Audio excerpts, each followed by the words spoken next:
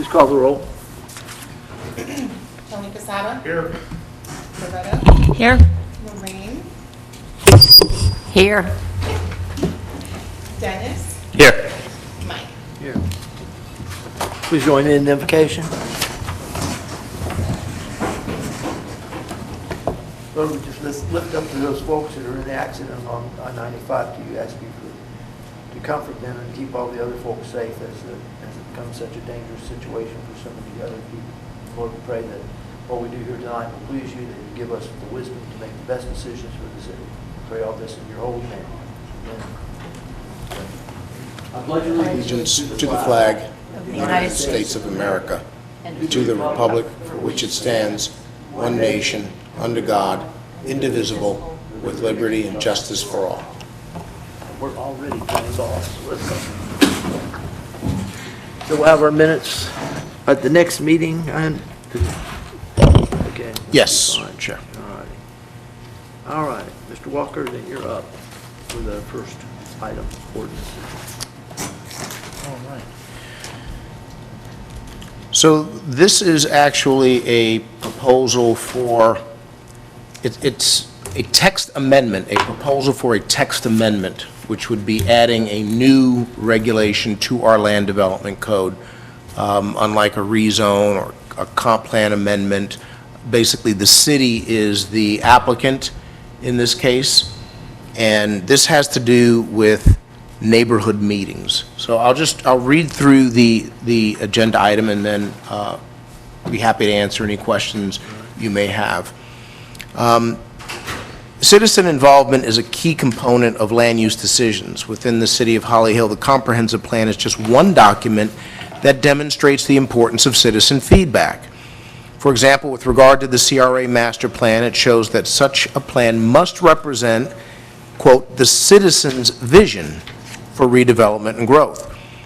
With regard to recreation programs, it states that such programs must be responsive to the demands of the citizenry. And a final example states that the city's facility needs and program planning shall be determined through a continuous assessment of facility capacities and community needs through surveys and citizens' responses. And then it goes on. So the point is to show that these are just a couple of examples to show that our documents, our guiding document, the comprehensive plan, and our land development regulations focus on citizen input. That's a major component of what we actually do. So in harmony with citizen involvement, the city has adopted regulations that require public meetings, such as this one, and the city commission, prior to adopting things such as rezones and land use amendments that affect the citizens of an area. But one of the things that we've found is that there are important questions and concerns from neighbors that would be affected by a developer's proposed project that come up at public meetings, but that would have been better addressed by the developer in an informal meeting with the neighbors prior to the public hearing. For this reason, many jurisdictions have a requirement that developers hold a neighborhood meeting prior to a proposal going before an appointed or an elected body. So you may find that oftentimes there are citizens that come, they have a lot of questions. Sometimes they're more technical questions.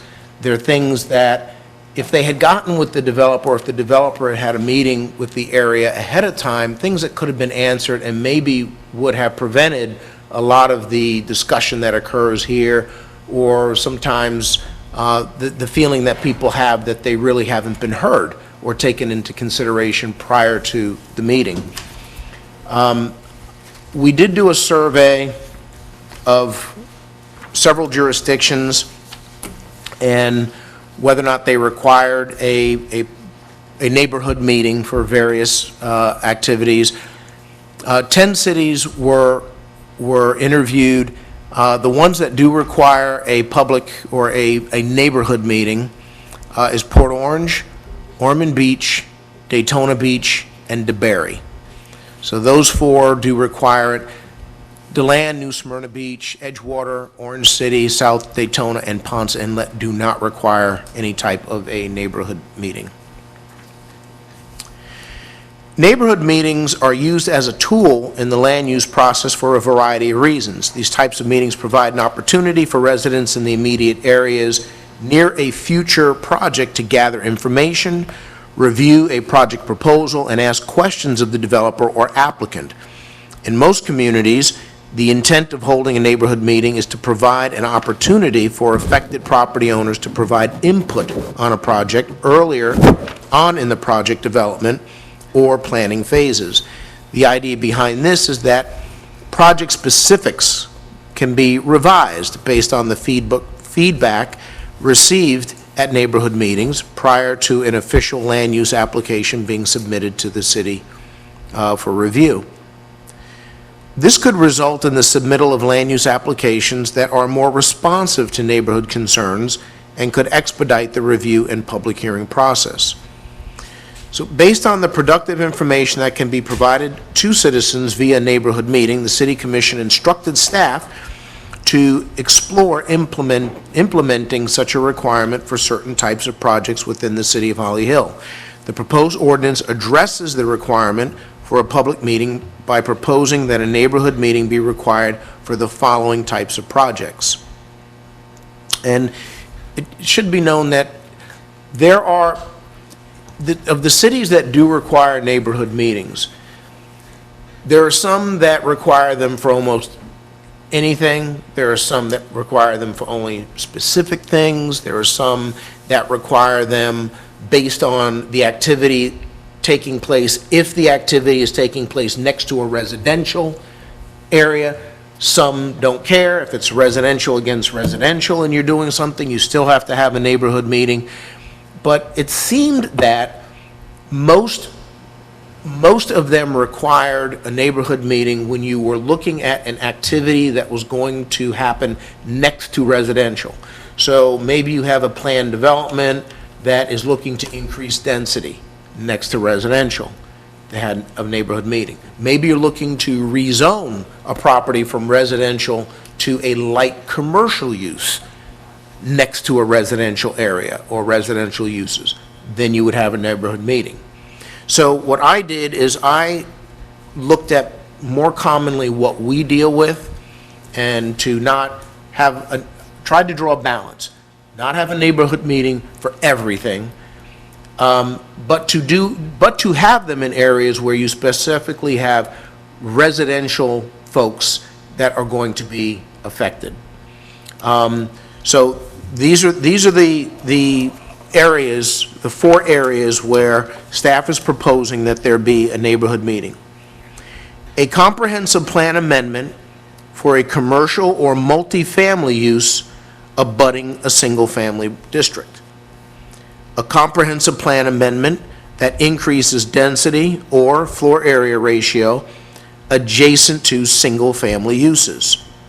Rezoning to a non-residential or multifamily use adjacent to a single-family use. And then kind of one that is sort of a catch-all, if there are areas that are nebulous, would be as directed by the community development director based on size and potential impacts of the proposed development. And the ordinance also addresses procedures related to holding such meetings. So the commission wanted you as a planning board to hear this, get your thoughts and opinions, and then they're going to workshop it. But they wanted to, which is a little unusual, usually they workshop it first, but this time they wanted to have the input of the BOPA before they workshopped it. So staff recommends an ordinance of the City of Holly Hill, Florida, amending the Land Development Regulations, Chapter 82, Administration, Article 5, Appeals, Variances, Special Exceptions, Rezoning, and Future Land Use Map Amendments, Division 5, Rezoning and Future Land Use Map Amendments, adding requirements for neighborhood meetings, renumbering subsections, and providing for conflicts, severability, applicability, and an effective date. And that concludes my presentation. I have 2 questions that jump into my mind. First is, about the future land use. Isn't that what the future land use is all about? That we've made these plans, and in some places in our city particularly, especially you get near the industrial area, you're regularly affecting a single family stuff. I think in the State Avenue, Carswell, all through there at 8th, 10th Street, 6, 8, 10, and even further north on the other side of Walker, in that neighborhood. So my first thought about it was that we're just adding another layer of bureaucracy into the land development process. The way hearing it come out of your mouth, it made me think a little differently of it. I read it differently than I hear it. And so I think so now I'm not thinking it's such a bad idea, especially since it's a volunteer, well, we're going to mandate it in certain conditions, but it's generally, if people come, they come, and if they don't come, they don't come, right? And Right. usually it'll be, if you get one of the hot button ones, that first neighborhood meeting ought to be pretty exciting. So my question, fall back to my question. My question is haven't we already done that with the FLU? Isn't that the plan of the FLU? Question number one. Well, what we have now is, if you have a future land use change that is going to, let's say, require more density, the only meetings that we require are this one and then 2 city commission meetings. Okay. This would mandate that the developer hold, before even coming here, a meeting that they would let the neighborhood know within a 300-foot radius. They would have to send out mailings, have a location, a time. They would have to record who comes to that meeting, record the gist of the meeting, and they would have to provide that list of who attended, their name and phone numbers, to us before they would be able to move forward. So it's going to be an unsupervised meeting? It would be an unsupervised meeting. It wouldn't be one that staff would be required to attend. It would be one that they would have, and of course, the folks who attend that meeting would then also be able to come here and voice any additional concerns that they have. So this is kind of something that we're saying to the developer, hey, you need to meet with these folks. You set up a time, you set up a date that's convenient for all of you, and then when you come here, a lot of the questions that folks in the area have had maybe have already been shaken out.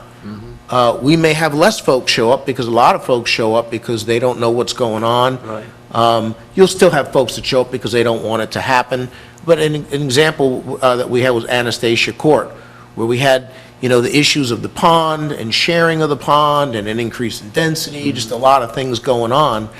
And they ended up having a neighborhood meeting that didn't particularly change the outcome, but it did make the citizens feel like they had been heard. But again, out of the 10 cities that were interviewed, 6 don't have one. And many of them, because of the very thing that you're mentioning, it's just an extra thing.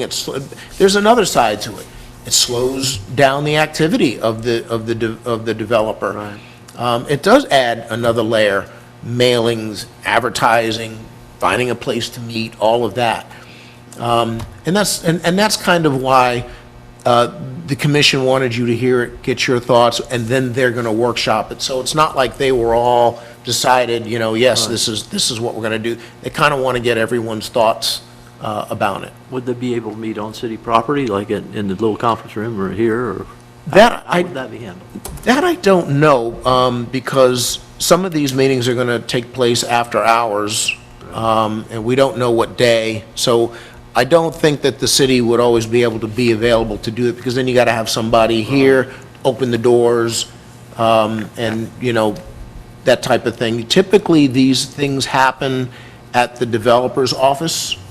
I've seen them happen at the developer's office. I've seen them happen at libraries. They'll rent a room at a library. They'll happen at a community center. But it's usually something that the developer has to work out that's convenient for everyone involved. Did you have this in I guess I've asked more than 2 questions. in Sanford, in Seminole County? In Seminole County, no, we did not require a neighborhood meeting. They were always encouraged, but it wasn't something that we required. My second question had to do, my original second question had to do with the catch-all, with the CDR, the CDD determining this is going to have a certain kind of impact, and this one should have one of these meetings. Give me an example, if you can, of one of those. It might be an example where you have a person who, they have a residential development. So most of these are commercial residential, industrial residential, multifamily residential, that kind of thing. Usually larger, in many cases, we find that these are larger type developments. The multifamily are larger type developments. Commercial properties are larger. But you may have a home, just a one single family home on a corner of a major arterial, like we have some, for example, that are on the corner of Alabama and Nova. There's a house Yeah. there. Well, they have homes next to them as well. But let's say the house that's on the corner of Alabama and Nova, they come in and they say, I'm on, Nova's a major arterial, and we have a lot of properties in the past that were on arterials, and because they were on arterials and corners, they were able to increase their density, or they were able to become commercial. I don't necessarily want to become, commercial, but I do want to be able to increase density. But I'm residential next to residential, and I still am planning on being residential. Right, okay. That might be an example where the rules may not mandate that you have to go, but depending on what that density is and what you're looking to do, it might be something where I say, okay, you need to have a neighborhood meeting. Okay, thank you. That was a good answer. I didn't mean to dominate. Do y'all questions?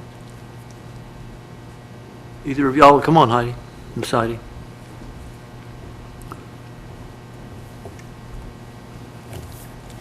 Tell us who you are and where you're from.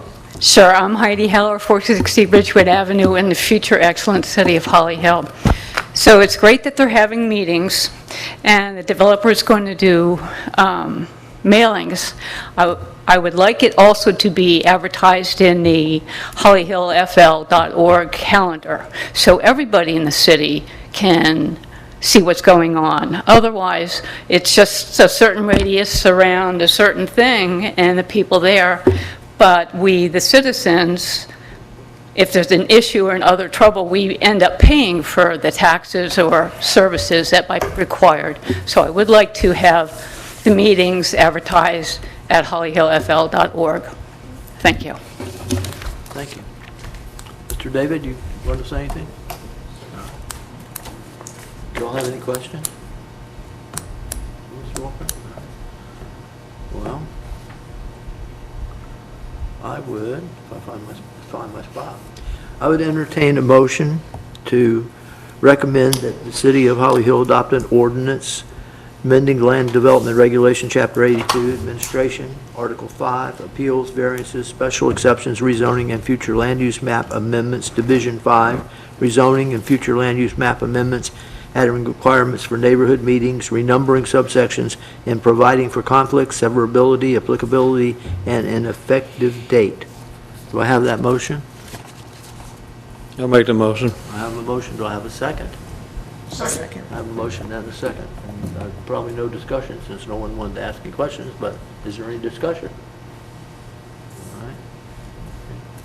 I can say that I've been to several of those meetings in different cities, and they're very effective, and they're very helpful to the citizens because they really get to express their concerns, and everything gets answered there. So I just want to say they're helpful. My reserve about the whole thing is just the extra layer of bureaucracy, because I deal with it day in and day out, and in every of the East Volusia jurisdictions that I work in, and it just seems, sometimes it just seems so overwhelming. so overwhelming. But that's, I think it is a good idea. I think, because we do, that's time and time again, the folks come up, and they want to talk about stuff that we're not voting on, that we don't have any say-so in this. Our job is completely different than the questions that they are asking. So if we can help that out, I think it's probably a good idea too, so, yes. Well, I think anytime, second, what Loretta was saying, anytime you can share more information with people involved, it's beneficial to the neighborhood. I think that's Don again- Quixotic, but that's, I'm sorry, but You think it's what? I think it's Don Quixotic. I think that I agree that I'm an idealist. it seems like it would be good. It seems like it could be good. Yeah, And, it could be, I think that sharing I think there's information. more of a chance of it being good than there is of it being bad, but. The examples that I'm aware of, new developments where I used to live, it was, it ferreted out a lot of, And Daytona's done it for a long Rumors. time, a long time. I haven't gone to any of those meetings in Daytona for a long time, because I got to a position where I didn't have to anymore. But that's, and I agree, a lot of good questions get answered, that's for sure. one more question, Yes, if I ma'am. could. Capitalizing on her comment, are we going to incorporate that in here, that it would be included in the Well, city we would have to website? we would have to amend the motion in order to do that. Yeah, and I wouldn't recommend that, because the purpose of these meetings is for the neighborhood. Pre. It's for the people who are going to be most affected by it. We still are going to have our public hearings so that people who live a mile away, if they have a question about it, they can come to the BOPA meeting or to the city commission meeting.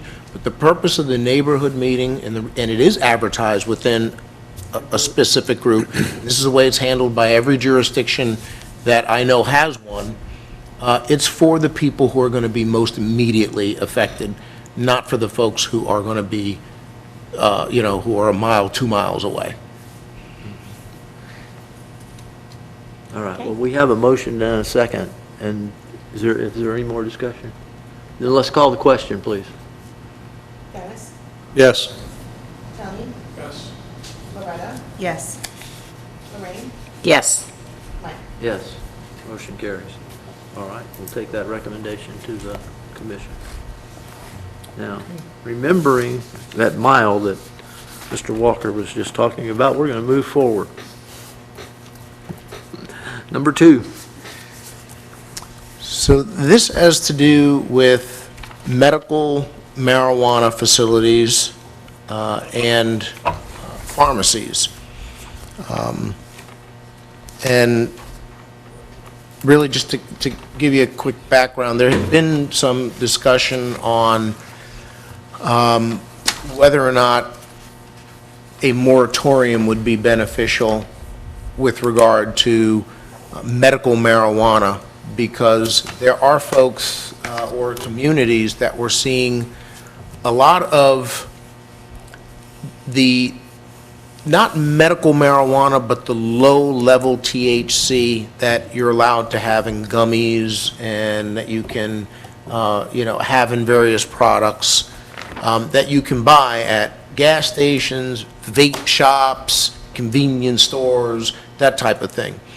So those seem to be popping up in various locations and increasing in numbers. So it was explored as to whether or not the moratorium on medical marijuana, or because right now, a city can either allow medical marijuana or not allow medical marijuana, but you can't put conditions on it. If you're going to have medical marijuana, you have to allow it anywhere that allows a pharmacy.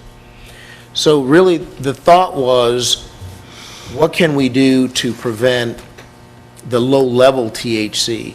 And it turns out there really wasn't a lot that we can do, because we'd have to go into every gas station, 7-Elevens. Those low-level THC products are allowed by a different Florida statute, if you will, than the one that governs medical marijuana. But with that being said, we still do see medical marijuana coming in greater numbers. We have the old bank that now is a medical marijuana. We have the old, I forget the address, but it's on the east side of Ridgewood that used to be a magazine manufacturer for cars, is now the yeah, right marijuana there. doctor. 9th Street, isn't it? Yes, yeah. So there's that. We have one that is on Nova Road. We have another one that we have Interest, the old Wells Fargo, thank you, the old Wells Fargo Bank. There's another medical marijuana place that wants to, that is inquiring about locating there. So we don't want to see this influx of medical marijuana either. So Don't we have a distribution center right here too?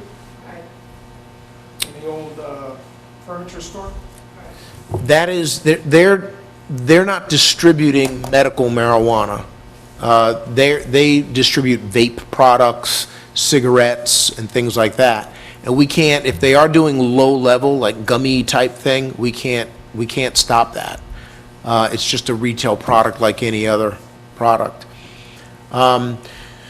So with that, the commission wanted to look into, if we're not going to ban it outright, the way that we can limit the number of them is by creating an ordinance that affects pharmacies as well, because anything that affects medical marijuana we have to do the same thing for pharmacies, to where they can't be within 1 mile of each other. The ones that are already here, they're grandfathered in. But by creating a distance requirement, that would, in a natural way, limit the number that can come into the city. So that's kind of a little bit of background of what this is, and I'll quickly read it. In 2014, the Compassionate Use Act legalized low-THC medical cannabis for patients with cancer and epilepsy and ALS. In November of 2016, the Florida Medical Marijuana Legalization Initiative Referendum Amendment 2 passed with 71.3% of the vote, which expanded the medical marijuana program. While the Florida legislature worked on establishing the rules for administration of the production and distribution systems for medical marijuana and how such would affect local zoning regulations, the city adopted Ordinance 2988, which established a 12-month marijuana moratorium. In 2017, the Florida legislature established a framework for the medical marijuana industry. Within those guidelines, the legislature mandated that municipalities could either outright ban medical marijuana dispensaries or permit them anywhere that a prescription pharmacy is permitted. While many of the municipalities decided to ban medical marijuana facilities, the Holly Hill City Commission chose to respect the will of the voters by repealing the moratorium and allow licensed medical marijuana dispensaries within the city. As the number of dispensaries grows within the state, there has been concern regarding negative impacts resulting from clusters of multiple state-licensed marijuana retail facilities located in close proximity. While this has not become a problem within the city as of yet, the city would like to be proactive in avoiding potential negative impacts. For this reason, staff is proposing that a minimum distance of 1 mile be required between pharmacies, which includes medical marijuana dispensaries. To establish the minimum distance requirement, the following language is proposed. Pharmacies, to include licensed medical marijuana treatment centers/dispensaries, shall not be located within 1 mile as the crow flies of another pharmacy. The distance shall be measured as the linear distance between the two closest property lines. In order to clarify what is meant by the term pharmacy, staff is also proposing that a definition be added to the definitions portion of the land development regulation as follows. Now, the definition has been altered since the agenda was printed. So what is, and this was at the recommendation of the city attorney. So I'm going to read to you, what it says, and then I'll read to you what's proposed. Okay? So what it says is, pharmacy is an establishment engaged in the retail sale of prescription drugs, non-prescription medicines, cosmetics, and related supplies. So that's been changed to just say, a pharmacy is an establishment engaged in the retail sale of prescription drugs. So we're removing non-prescription medicines, cosmetics, and related supplies, and then we're keeping the rest. Accessory uses may include automated teller machines and facilities providing drive-through service. The term also includes licensed medical marijuana treatment centers and dispensaries. The reason why we took out non-prescription medicines, cosmetics, and related supplies is because those are irrelevant with regard to what a pharmacy is. A pharmacy is a place that sells prescription medication, period. They don't have to sell non-prescription medicines or cosmetics or related supplies. If they sell prescription drugs, they're a pharmacy. So that's why that has been removed. So staff's recommendation is that the City Commission adopt an ordinance of the City of Holly Hill, Florida, creating separation requirements between pharmacies, including medical marijuana dispensaries, and adding definitions as amended, amending sections 114-353 and 114-593 and 78-14 of the Land Development Regulations, providing for codification, providing for conflicting ordinances, providing for severability, and providing an effective date.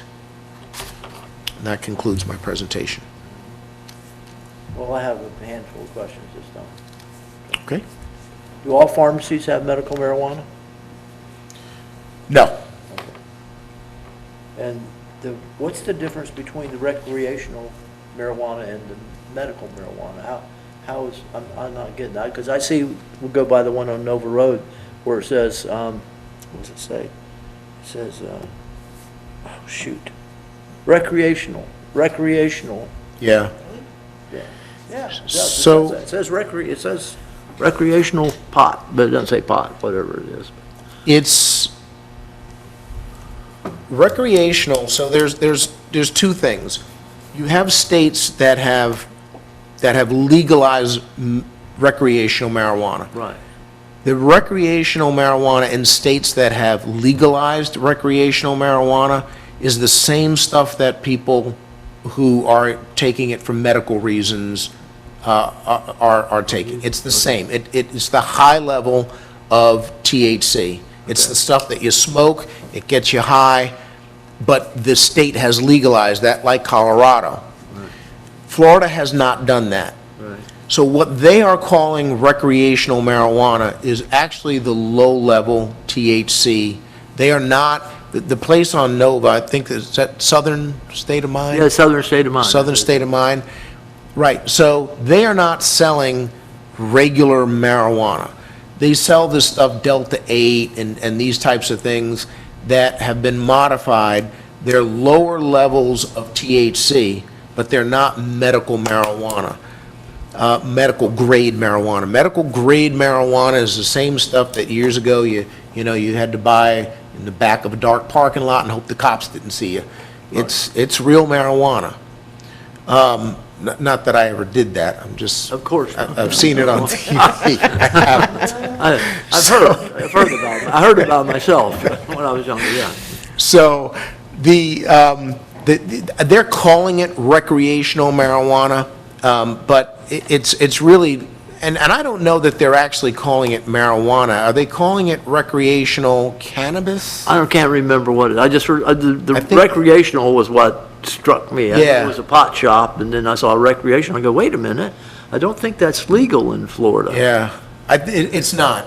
So I think it's, and I could be wrong, but I think that it's probably called cannabis. I believe it was, Yeah. Not- His license application. Yeah, so recreational now cannabis is a lot of, it's the plant and they do all kinds of things chemically to it. Right.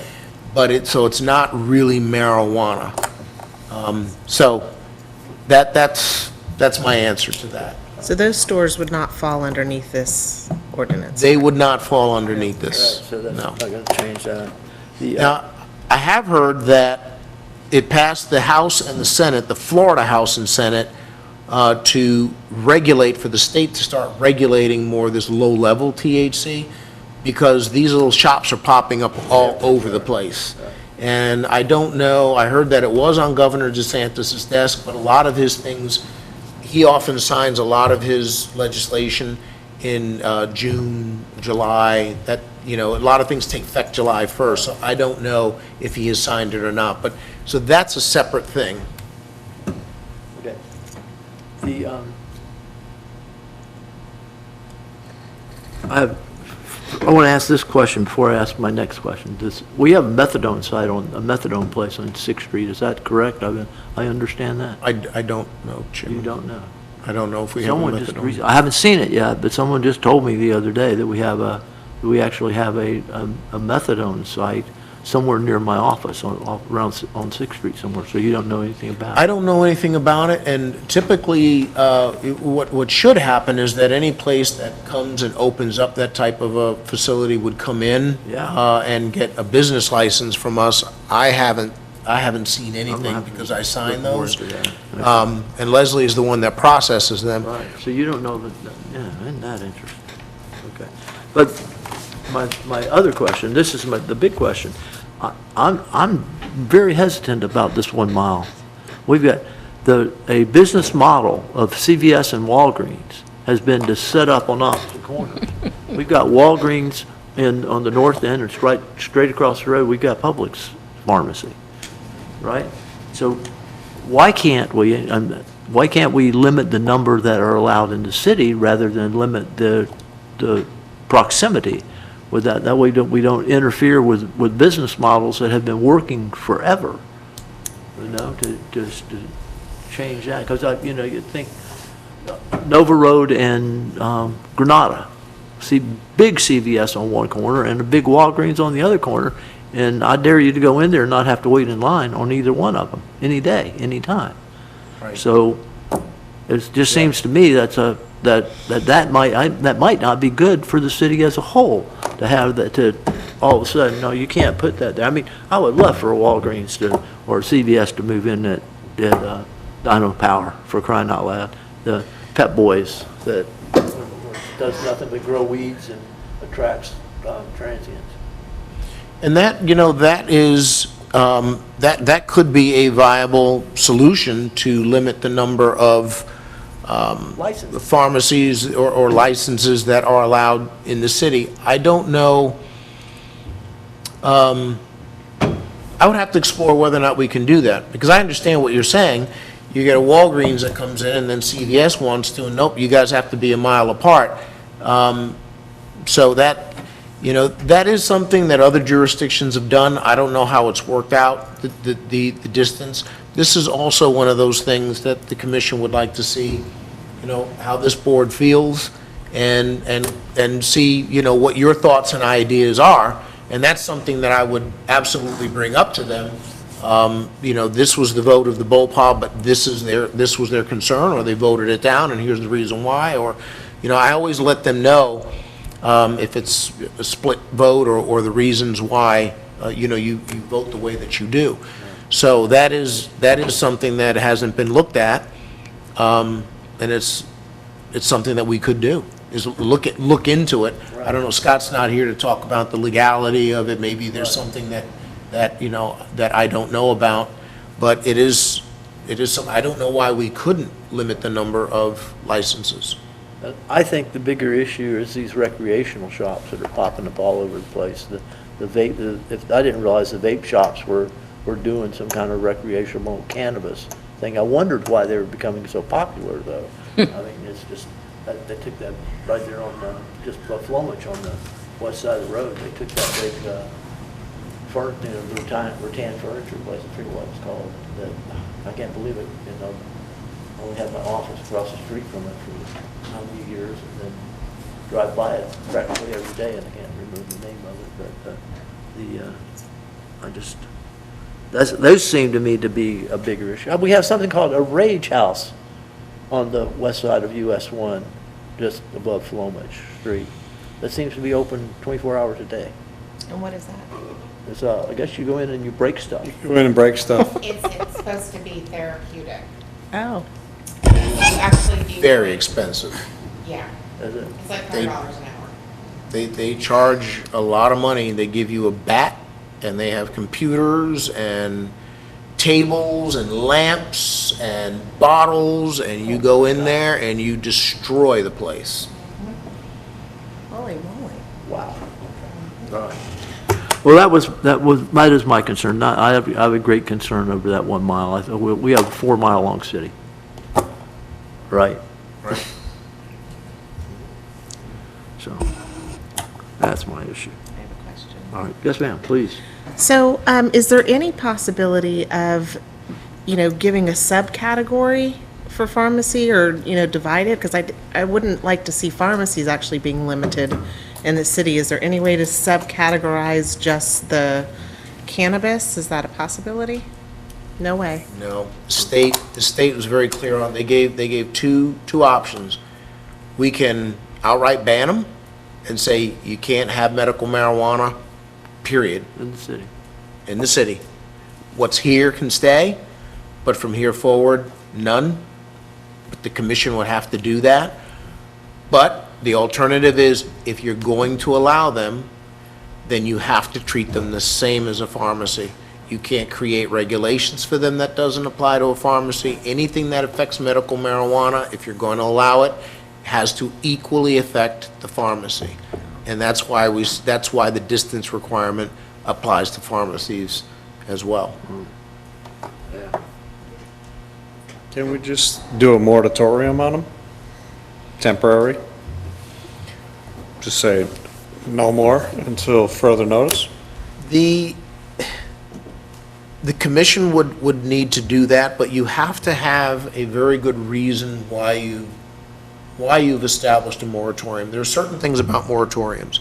They need to be temporary, they need to have a specific end date, and they have to have a reason. The reason why we did the moratorium, we did a moratorium on ordinance 2988. And it was a 12-month marijuana moratorium, and the reason is because we were looking to see, the state said you can do it, but we were waiting for more guidance in terms of how the state was going to implement now this new law that they had passed. So while we waited to see how they were going to implement it, many jurisdictions and cities did moratoriums. Once the state came out and said, this is how we're going to implement it, cities either kept the moratorium in place or released the moratorium. One of the things that came out of the state clarifying their rules now was, hey, cities, if you're gonna, you can either keep your moratorium or you can allow medical marijuana, but if you allow it, you can't treat it any differently than a pharmacy. That's what came out of their rules. And because the majority, over 78% of people voted for it, the city commission felt that they wanted to respect the will of the voters, and that's why they removed the moratorium. They felt that if this is what the people want, we want to give the people what they want, rather than tell them, no, you voted for it, but you can't have it. So I don't think that the commission would vote to do a moratorium or to ban it. I have a question. Yes, ma'am, please. How many do we have right now in the city of Holly Hill? 3. Just 3? 3 total. Clean Dragon, or marijuana doctor, Fluent, and then Vitamin. And then regular pharmacies. The regular pharmacies, then we've got There's Six. four four. Publix, Walgreens, I just counted them, 6. and four Six. healthcare. So we have 9 altogether. 7. How many Seven. regular pharmacies? We have 6. Walgreens, Walmart, Publix, and Florida Healthcare. So we have 7. Only And 6 show 3 up other places. on this amount. So what would be a reasonable number if we pursued the limiting That's a- license numbers? I don't know. You know, But the thing that destroyed my thought about that is that you can't treat the medical marijuanas differently. You can't say, okay, we're only going to allow 3, 4, 5 medical marijuana in the city. You'd have to say we're only going to allow 5 pharmacies in the city. And I think Yeah. but the mile requirement is throwing the baby out with the bathwater. That's what I think. I think that I think we need to rethink this and come up with a different method. That's my opinion, that 1 mile, for our small city, that 1 mile, this separation is just, like I say, I would hate to have a pharmacy want to come right into my neighborhood. I would love it, in my business neighborhood, and not be able to, because of the darn medical marijuana place that was half a block away, or on, at Nova Road, and it was only 3/4 of a mile. I agree that we need to do something. I certainly agree, but I think where we really need to figure out how to do something is with this recreational stuff because that seems to me to be the blight, not the medical marijuana guys. That doesn't seem like as much of a blight to me, because the folks that I know that are using medical marijuana are using it because they need to be using it, When you have a store that says recreational cannabis, for crying out loud, you just got a bunch of potheads going in there, and like Buffett sings that song about Paul McCartney's wife, her gummy just kicked in, right? Their gummy just kicked in, so. What they're trying to prevent is the clustering. So if we put, let's say, the medical marijuana facilities are a lot more popular than just pharmacies. They're popping up all over. Right. So if you put a limit on, let's say you say we're going to do 5, we're going to do 10, okay? The majority of those licenses will probably be eaten up by medical marijuana facilities. And then you are faced again at telling the CVS and the Walgreens, sorry, you can't come in, because now we've got 9 medical marijuana facilities and only 4 pharmacies. Right. So that's, the whole idea behind the distance requirement is to prevent the bunching up of medical, because if the Wells Fargo goes, you're going to have 3 medical marijuana facilities on Ridgewood. On the And- north end of town. Exactly. Yeah. Yeah, so now you're starting to get that clustering. What and it- problems are the clustering causing? What is the concern? We haven't experienced any yet There's some problems. yeah, not right now. Right now, we don't have any issues.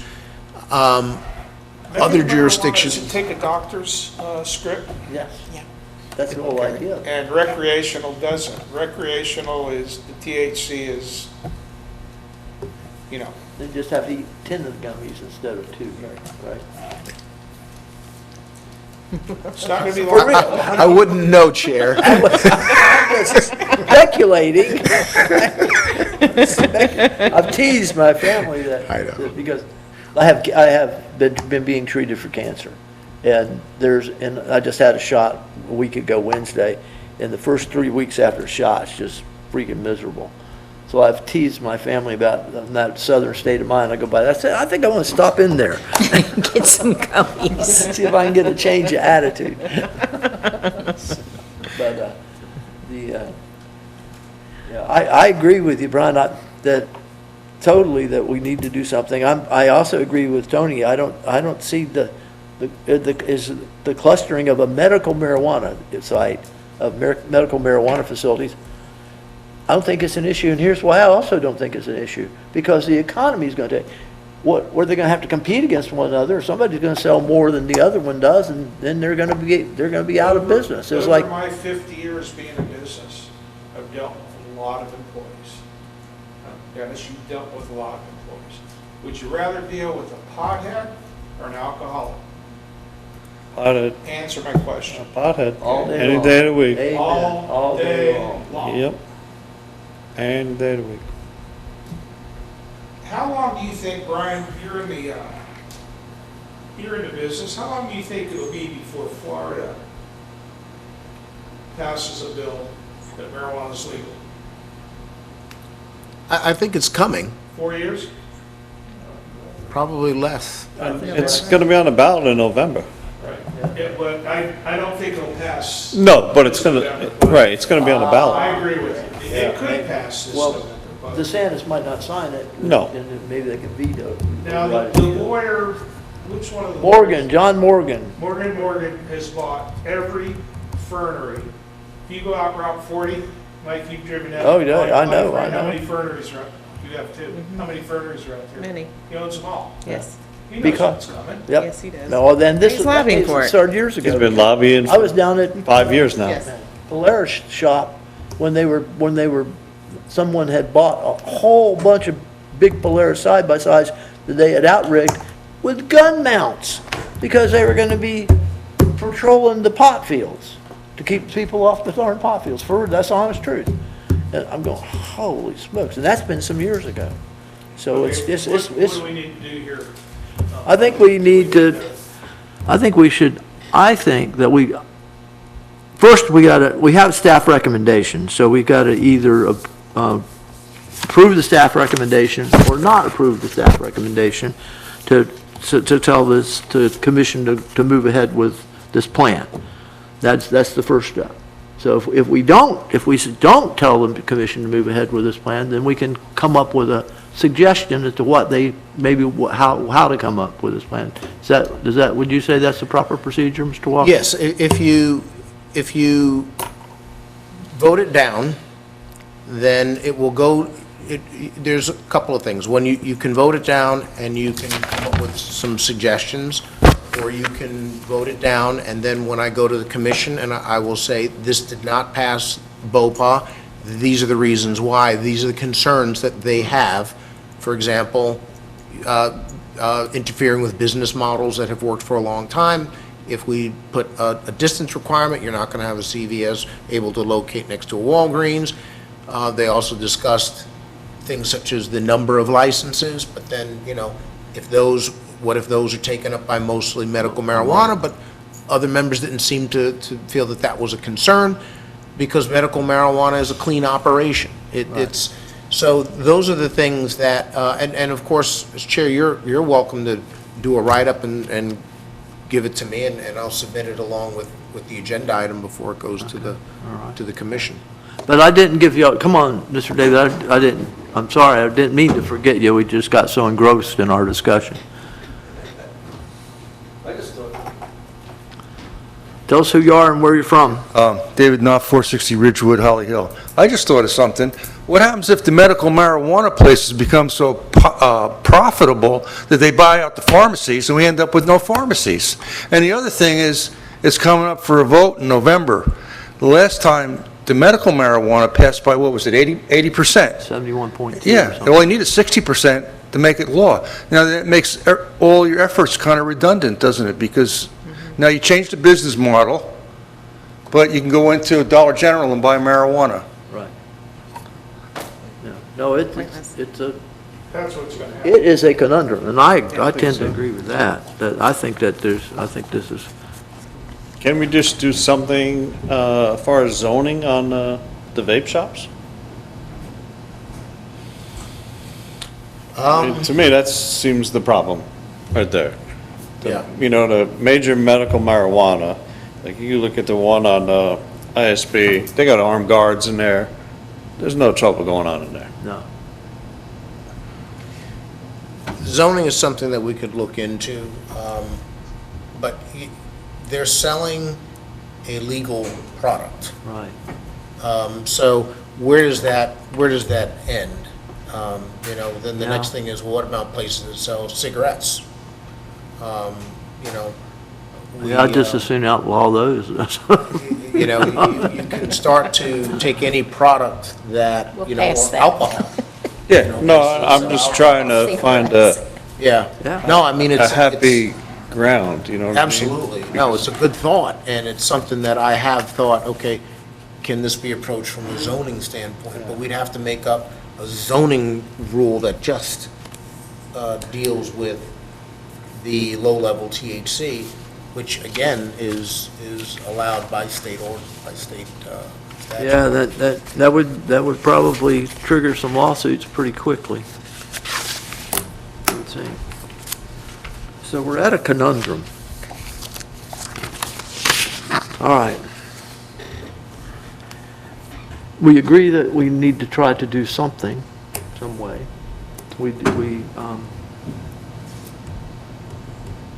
As Brian says, there's two ways to go. We can either not recommend it, or we can recommend it. If we recommend it the way that it goes, we can set conditions to it. If we don't recommend it, then we can still say, this is what we thought.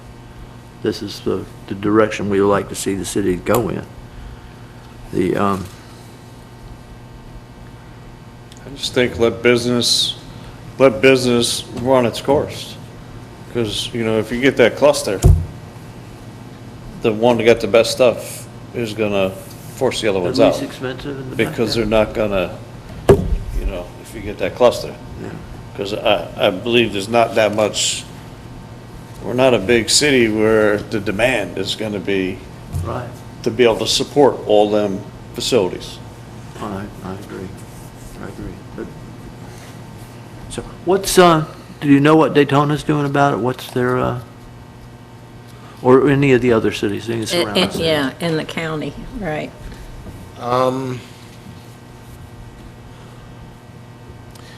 Trying to remember. There are several jurisdictions that have an outright ban against them. And I don't have with me which ones that is.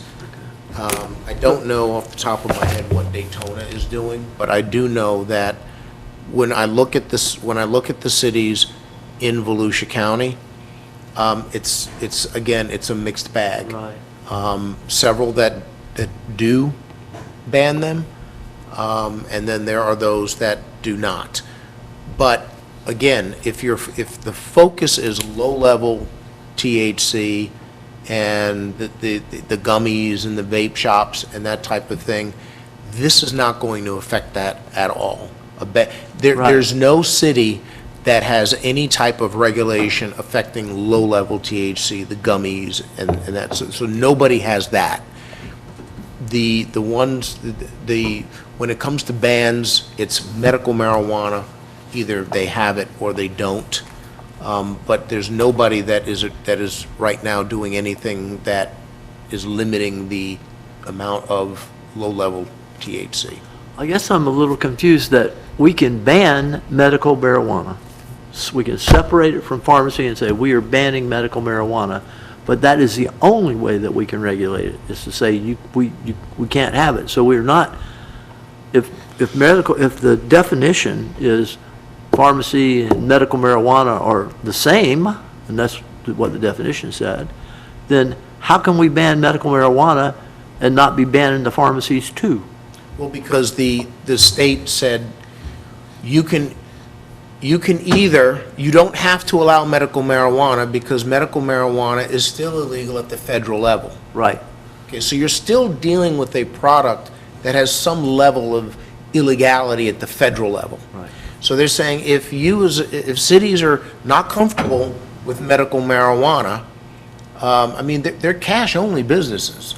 You know, when we do the ribbon cuttings, we go to some of these, the ones that have opened up, Relief, and they're cash-only businesses, because the banks, you know. They can't take the checks to the bank. Right. Right. So the state has said, okay, look, if as a city, you're not comfortable allowing them, you don't have to allow them. You can ban them.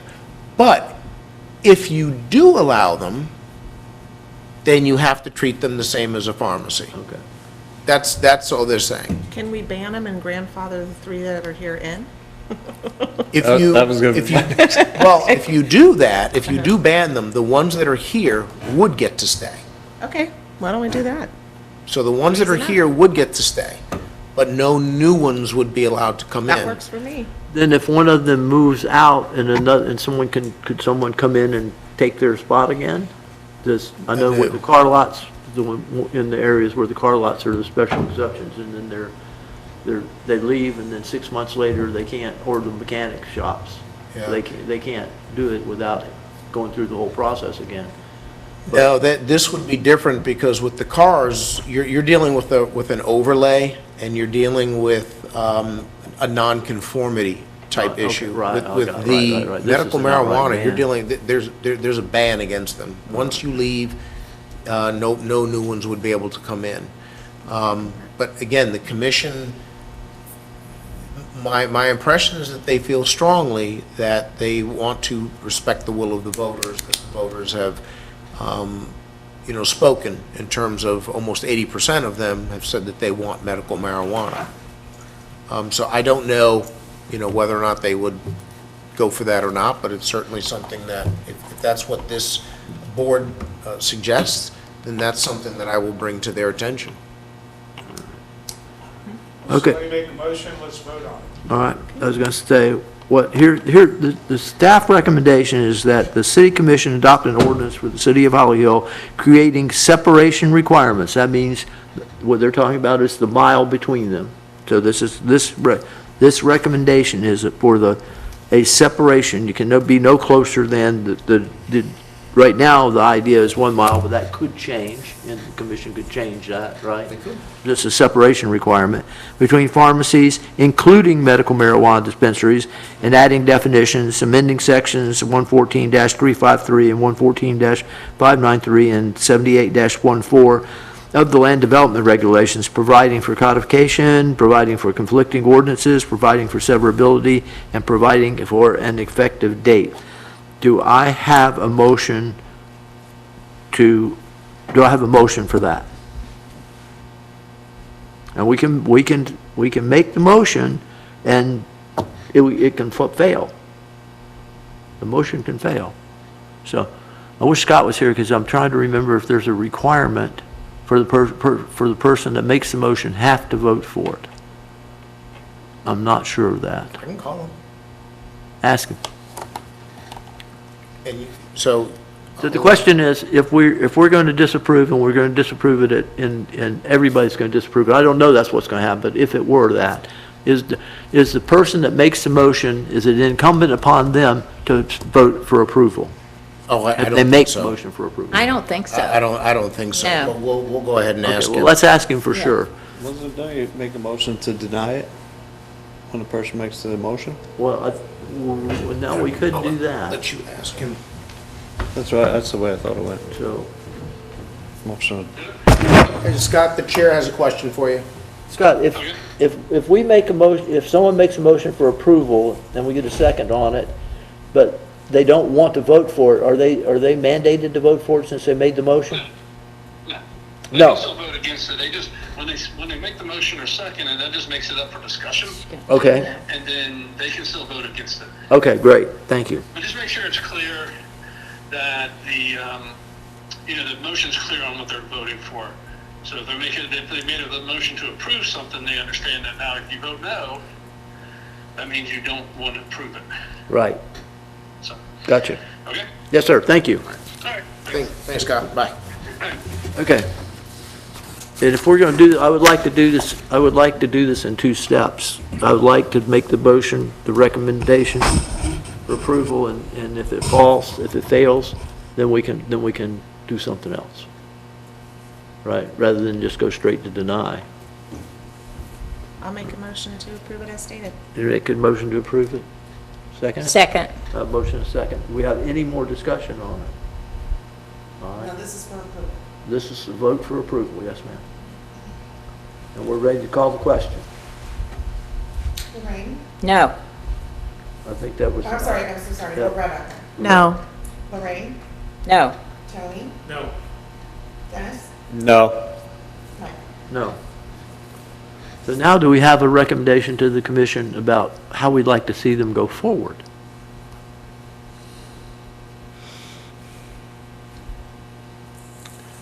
I'll make a motion that we ban any future ones and grandfather in any establishments that are presently operating in the city of Highfield. And I'll second it.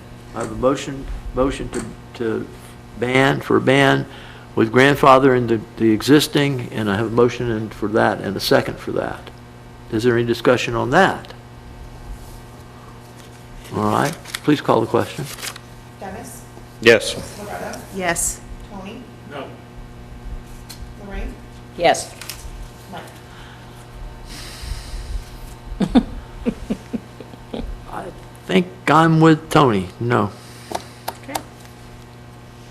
Passes 3-2. Passes 3-2, okay. So that will be our recommendation to the, but I'm going to write a letter to the, if that pleases the board, I'm going to write a letter to the commission explaining to them that, I just want the commission to know how I voted. right, okay, Yeah, you can write the letter. all right, all right. So we have Dennis, Loretta, and Lorraine that are voting to ban. That ban. And grandfather, the Right. current ones that are here. And Dennis, and Tony, And Mike. and Mike. Oh, Mike and Tony. or we- Mike we and voted- Tony are saying to, no. Yeah. That's I- not your. I voted against the ban. Okay. That's what I voted Now, against, the ban. Brian, quick Okay. question, answer a question for me. If somebody owns one now, okay, we're banning them, so no more allowed to come in. Somebody owns it, they can sell it to another person. Yes. Yes. Their grandfather. Yes. The So we business. basically made their 3 stores that they own gold mines Yes. In the city of Holly Hill. in the city hall. Right. So, well, we haven't done that yet because the commission No, hasn't we have voted the for it. commission. Right. And the commission's gonna look at what the voters say. Right. What was the percentage, 80? No, it was 70, it was closer to 70, 71.3 or something. 71.3. Okay, so basically, you all unanimously are voting against the recommendation for the distance requirement, and instead, 3-2 are voting to ban them, but grandfather the ones that are already here. That's correct. That is exactly what happened. All right. And then what about the definition? Do you want to just send the whole thing back to the drawing board, or are you okay with the definition? That pharmacies and medical marijuanas are the same? I didn't know we had any choice about that. Well, just know what a pharmacy is, that it's an establishment engaged in the retail sale of prescription drugs. Right now, we don't have a definition in Oh, I our see. code. Okay. So this is to give it a definition. Is everyone okay with that portion of it?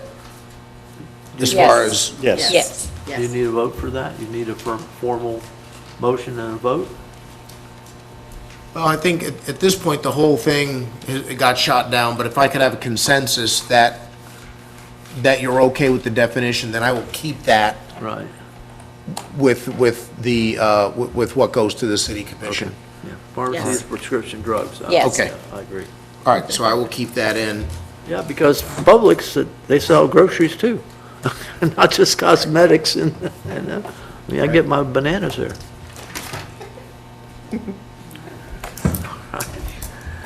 So, that brings us to any old business that we need to look into? No, sir, not on staff's end. All right, do you have anything else for us? No, sir.